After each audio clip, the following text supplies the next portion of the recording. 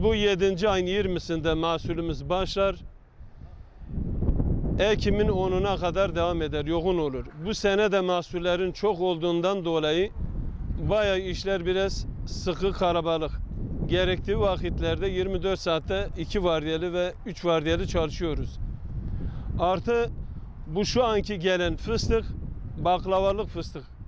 İç olarak bu kavlatıyoruz.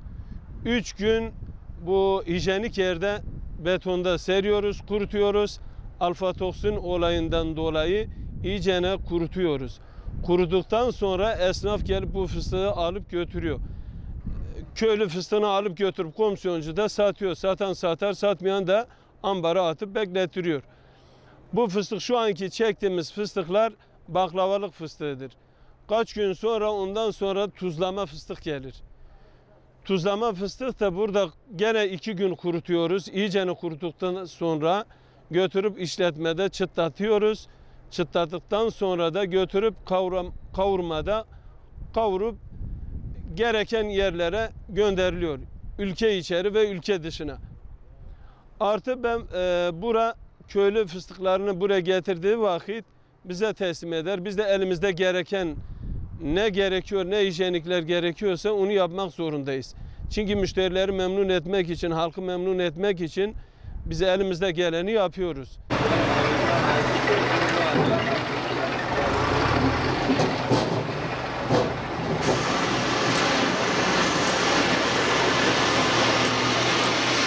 Gördüğünüz gibi Antep fıstığını toplayıp şu an topladığımız baklavalık fıstıktır.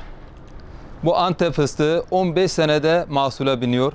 Maalesef Antep fıstığı geçen sene baklavalık iç 170-180 civarındayken bu sene 120'de satılıyor.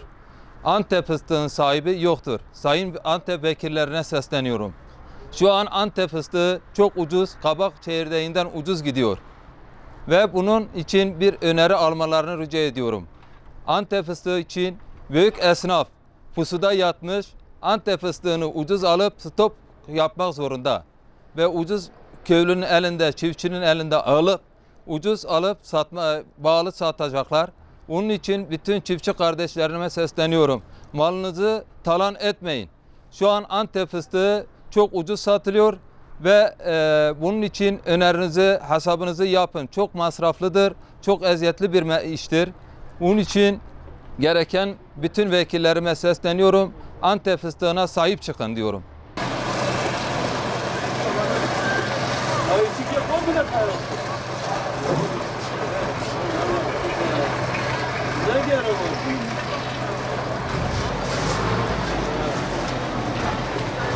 özellikle mesela Hamid çek ha.